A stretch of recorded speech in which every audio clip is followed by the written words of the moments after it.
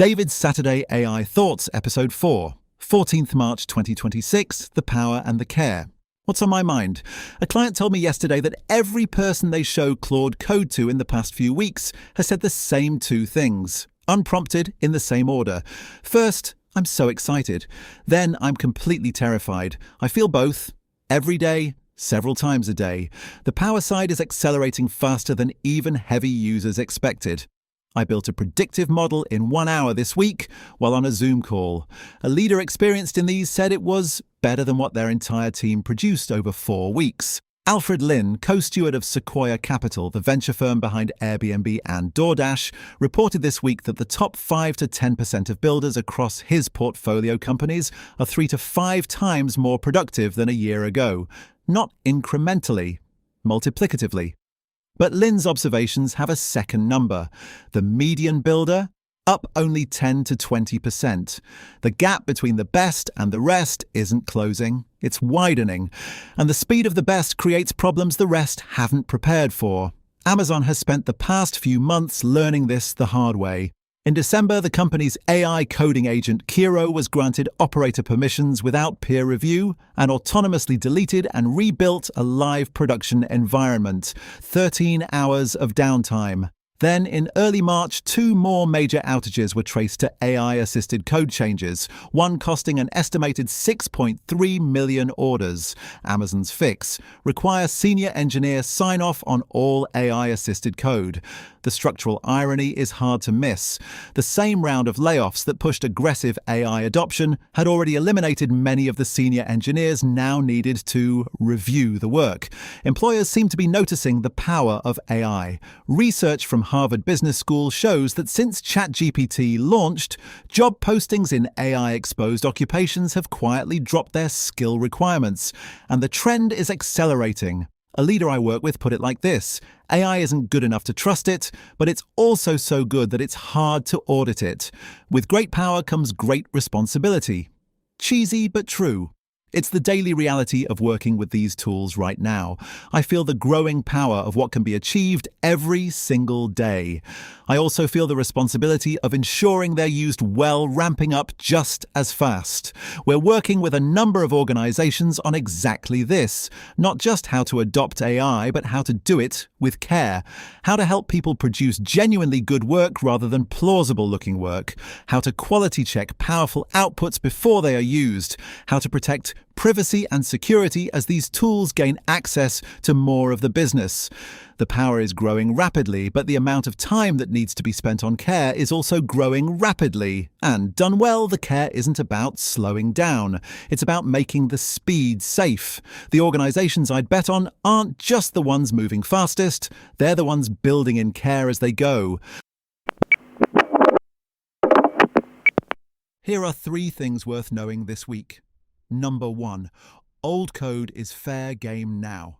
Toby Lutke, the CEO of Shopify, ran an agentic AI optimization loop against Liquid, the company's open-source templating engine that has been in production for roughly 20 years. The result?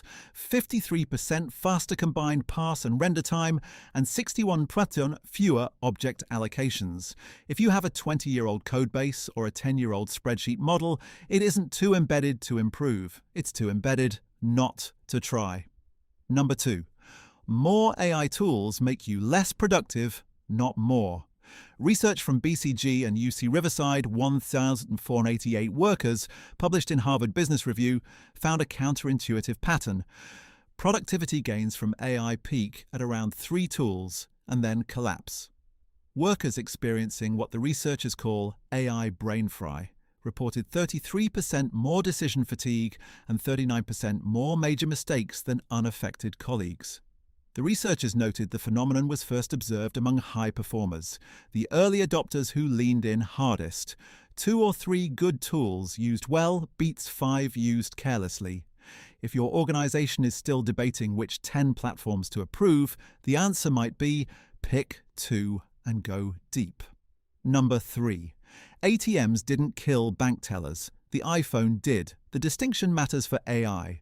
David Ox, a researcher at Andreessen Horowitz, dismantles the comforting argument that automation creates as many jobs as it destroys. ATMs reduced branch costs, which encouraged expansion, which preserved teller employment through 2010. Then, mobile banking eliminated the need for branches altogether. Full-time tellers fell from 332,000 to 164,000 by 2022. The lesson for AI: automating tasks within your current structure often creates adjacent roles. Redesigning the structure from scratch eliminates them. The question for your organization: are you adding AI to existing workflows, or is a competitor building a workflow that doesn't need them?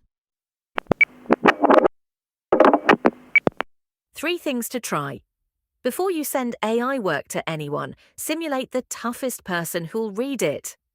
An advisory team I work with creates AI versions of each board member based on known priorities and past questions, and runs every document past these simulated reviewers before a human sees it. The virtual panel flags objections, tests assumptions, and catches blind spots. The cost is an hour of AI time. The benefit is walking into the meeting having already rehearsed the hard questions. Delete the headline. Ask AI what it should be. A manager at a training session this week showed me a quality check I hadn't seen before. He copies a colleague's slide, removes the headline, and asks the language model what the headline should be based on the content alone.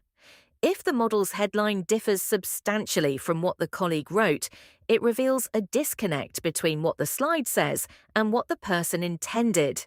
A 10-second test that catches the gap between the message you're claiming and the evidence you're showing. Fix the instructions, not just the output. When AI produces a mistake, most people correct it and move on. The fix disappears with the conversation. After every session where the result misses the mark, update the instructions that generated it. The custom instructions, the project brief, the context files. Every failure becomes a permanent improvement. The output matters today. The instructions compound forever. What readers said. Last week's extraction or expansion generated the most substantive responses yet. The apprenticeship pipeline paradox was the thread readers returned to independently. A founder who started as a graduate trainee at a bank, a professor studying the future of work, a chief people officer who read the edition twice. A senior technology leader challenged the SaaS disruption premise, arguing that distribution and switching costs matter more than code. A newsletter author raised a fair editorial challenge. Last week sounded more like AI than like me. If it's your human insight, it jars a bit to read those bits in a voice that's obviously an AI. The same week, an exec I've worked with for years wrote to say that they loved how clearly they could hear my voice and personality in the writing. So one reader thinks there's too much AI, and another thinks it sounds exactly like me. Either I've trained the model well, or I've always written like a robot. I choose not to investigate further. That's it for David's Saturday AI Thoughts this week. This is a faithful reading of the email edition. The full written version with all the links and sources, plus 7 bits that didn't fit, full reader letters, and community reactions is at stedman.ai. Thanks for listening.